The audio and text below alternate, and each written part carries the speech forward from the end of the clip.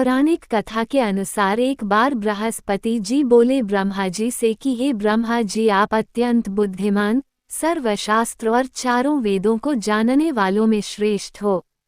हे प्रभु, कृपा कर मेरा वचन सुनो कि चैत्र, आश्विन, माघ और आषाढ़ मास के शुक्ल पक्ष में नवरात्र का व्रत और उत्सव क्यों किया जाता है। हे भगवान, इस व्रत का फल क्या है, किस प्रकार करना उचित है, और पहले इस व्रत को किसने किया, सो विस्तार से कहो। तब बृहस्पति जी का ऐसा प्रश्न सुनकर ब्रह्मा जी कहने लगे, हे बृहस्पति, प्राणियों का हित करने की इच्छा से तुमने बहुत ही अच्छा प्रश्न किया है। जो मनुष्य मनोरथ पूर्ण करने वाली दुर्गा, महादेवी, सूर्य और नारायण को ध्यान करते हैं, वे मनुष्य धन्य हैं। ये नवरात्र व्रत संपूर्ण कामनाओं को पूर्ण करने वाला है। इसके करने से पुत्र चाहने वाले को पुत्र, धन चाहने वाले को धन, विद्या चाहने वाले को विद्या और सुख चाहने वाले को सुख मिल सकता है। इस व्रत को करने से रोगी मनुष्य का रोग दूर हो जाता है और कारागार में पड़ा हुआ मनुष्य बंधन से छूट जाता है। मनुष्य की तमाम विपत्तियां दूर हो जाती हैं और उसके घर में संपूर्ण संपत्तियां आकार उपस्थित हो जाती हैं। बंध्या और काकबंध्या के इस व्रत के करने से पुत्र हो जाता है। समस्त पापों को दूर करने वाले इस व्रत के करने से ऐसा कौन सा मनोरथ है जो सिद्ध नहीं हो सकता। यदि व्रत करने वाला मनुष्य सारे दिन का उपवास न कर सके तो एक समय भोजन करे और उस दिन बांधवों सहित नवरात्रि व्रत की कथा श्रवण करे। हे बृहस्पति, जिसने पहले इस महाव्रत को किया है उसका पवित्र इतिहास मैं तुम्हें सुनाता हूँ। तुम सावधान होकर सुनो। इस प्रकार ब्रह्मा जी के वचन सुनकर बृहस्पति जी ओम बोले, हे ब्राह्मण, मनुष्यों को कल्याण करने वाले इस व्रत के इतिहास को मेरे लिए कहा, मैं सावधान होकर सुन ओम रहा हूँ। आपकी शरण आए हुए मुझ पर कृपा करो। ब्रह्मा जी बोले, पीठत नाम के मनोहर नगर में एक अनाथ नाम का ब्राह्मण रहता था। वह भगवती दुर्गा का भक्त था। उसके संपूर्ण सद्गुणों से युक्त मानो ब्रह्मा की सबसे पहली रचना हो ऐसी यथार्थ नाम वाली सुमति नाम की एक अत्यंत सुंदर कन्या पैदा हुई। वह कन्या सुमति अपने घर के बालकपन में अपनी सहेलियों के साथ क्रीड़ा करती हुए इस प्रकार बढ़ने लगी जैसे शुक्ल पक्ष में चंद्रमा की कला बढ़ती है। उसका पिता प्रतिदिन दुर्गा की पूजा और होम किया करता था। उस समय वह भी नियम से वहां उपस्थित होती थी। एक दिन वह सुमति अपनी सखियों के साथ खेलने लग गई और भगवती के पूजन में उपस्थित नहीं हुई। उसके पिता को पुत्री की ऐसी असावधानी देखकर क्रोध आया और पुत्री से कहने लगा कि हे दुष्ट पुत्री, आज प्रभात से तुमने भगवती का पूजन नहीं किया, इस कारण मैं किसी कुष्ठी और जय माता दी दरिद्र मनुष्य के साथ तेरा विवाह करूंगा। इस प्रकार कुपित पिता के वचन सुनकर सुमति को बड़ा दुख हुआ और पिता से कहने लगी कि हे पिताजी, मैं आपकी कन्या हूँ, मैं आपके सब तरह से अधीन हूँ, जैसी आपकी इच्छा हो मेरा विवाह कर सकते हो। होगा वही जो मेरे भाग्य में लिखा है, मेरा तो इस पर पूर्ण विश्वास है। मनुष्य न जाने कितने मनोरथों को चिंतन करता है, पर होता वही है जो भाग्य में विधाता ने लिखा है। जो जैसा करता है उसको फल भी उस कर्म के अनुसार ही मिलता है, क्योंकि कर्म करना मनुष्य के अधीन है, पर फल देव के अधीन है। जैसे अग्नि में पड़े हुए तृण उसको अधिक प्रदीप्त कर देते हैं, उसी तरह अपनी कन्या के ऐसे निर्भयता से कहे हुए वचन सुनकर उस ब्राह्मण को अधिक क्रोध आया। तब उसने अपनी कन्या का एक कुष्ठी के साथ विवाह कर होम दिया और अत्यंत क्रुद्ध होकर पुत्री से कहने लगा कि जाओ जाओ, जल्दी जाओ, अपने कर्म का फल भोगो। देखिए केवल भाग्य भरोसे पर रहकर क्या करती है। प्रकार से कहे हुए पिता के कटु वचनों को सुनकर सुमति अपने मन में विचार करने लगी कि हो, मेरा बड़ा दुर्भाग्य है जिससे मुझे ऐसा पति मिला। इस तरह अपने दुख का विचार करती हुई वह सुमति अपने पति के साथ वन चली गई और भयानक वन में कुशायुक्त उस स्थान पर उन्होंने वह रात बड़े कष्ट से व्यतीत की। उस गरीब बालिका की ऐसी दशा देखकर भगवती पूर्व पुण्य के प्रभाव से प्रकट होकर सुमति से कहने लगी कि हे ब्राह्मणी, मैं तुम पर प्रसन्न हूँ, तुम जो चाहो वरदान मांग सकती हो। मैं प्रसन्न होने पर मनोवांछित फल देने वाली हूँ।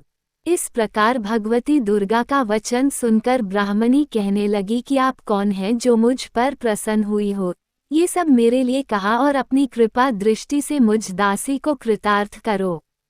ऐसा ब्राह्मणी का वचन सुनकर देवी कहने लगी कि मैं आदि शक्ति हूँ और मैं ही ब्रह्मा, विद्या और सरस्वती हूँ।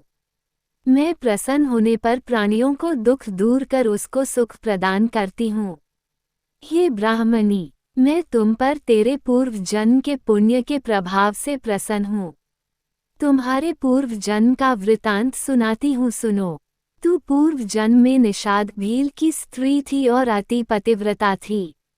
एक दिन तेरे पति निषाद ने चोरी करने के कारण तुम दोनों को सिपाहियों ने पकड़ लिया और ले जाकर जेलखाने में कैद कर दिया। उन लोगों ने तेरे को और तेरे पति को भोजन भी नहीं दिया। इस प्रकार नवरात्र के दिनों में तुमने न तो कुछ खाया और न जल ही पिया। इसलिए 9 दिन तक नवरात्र का व्रत हो गया। हे ब्राह्मणी, उन दिनों में जो व्रत हुआ उस व्रत के प्रभाव से प्रसन्न होकर तुम्हें मनोवांछित वस्तु दे रही हूँ। तुम्हारी ओम जो इच्छा हो सो मांगो। इस प्रकार दुर्गा के कहे वचन सुनकर ब्राह्मणी बोली कि अगर आप मुझ पर प्रसन्न हैं तो हे दुर्गे, आपको प्रणाम करती हूँ। कृपा करके मरे पति के कोढ़ को दूर करो। देवी कहने लगी कि उन दिनों में जो तुमने व्रत किया था उस व्रत के एक दिन का पुण्य अपने पति का कोढ़ दूर होने के लिए अर्पण करो। मेरे प्रभाव से तेरा पति कोढ़ से रहित और सोने के समान शरीर वाला हो जाएगा। ब्रह्मा जी बोले। इस प्रकार देवी का वचन सुनकर वह ब्राह्मणी बहुत प्रसन्न हुई और पति को निरोग करने की इच्छा से ठीक है ऐसे बोली। तब तक उसके पति का शरीर भगवती दुर्गा की कृपा से कुष्ठहीन होकर अति कांतियुक्त हो गया, जिसकी कांति के सामने चंद्रमा की कांति भी क्षीण हो जाती है। वह ब्राह्मणी पति की मनोहर देह को देखकर देवी को अति पराक्रमी वाली समझकर स्तुति करने लगी कि हे दुर्गे, आप दुर्गत को दूर करने वाली, तीनों जगत का संताप हरने वाली, समस्त दुखों को दूर करने वाली, रोगी मनुष्य को निरोग करने वाली, प्रसन्न होने पर मनोवांछित वस्तु को देने वाली और दुष्ट मनुष्य का नाश करने वाली हो। तुम ही सारे जगत की माता और पिता हो। हे अम्बे, मुझ अपराध रहित अबला की मरे पिता ने कुष्ठ के साथ विवाह कर मुझे घर से निकाल दिया। उसकी निकाली हुई मैं पृथ्वी पर घूमने लगी। आपने ही मेरा इस आपत्ति रूपी समुद्र से उद्धार किया है। हे देवी, आपको प्रणाम करती हूँ, मुझ दीन की रक्षा करो। ब्रह्मा जी बोले कि हे बृहस्पति। इसी प्रकार उस सुमति ने मन से देवी की बहुत स्तुति की।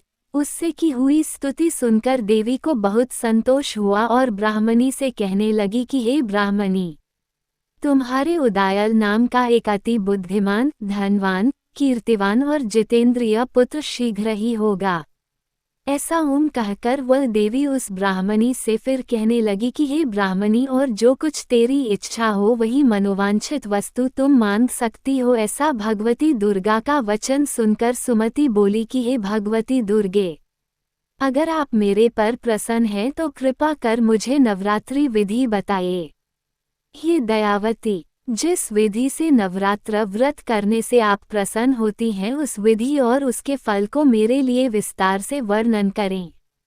इस प्रकार ब्राह्मणी के वचन सुनकर दुर्गा कहने लगी कि हे ब्राह्मणी, मैं तुम्हारे लिए संपूर्ण पापों को दूर करने वाली नवरात्र व्रत विधि को बतलाती हूँ, जिसको सुनने से तमाम पापों से छूटकर मोक्ष की प्राप्ति हो जाती है।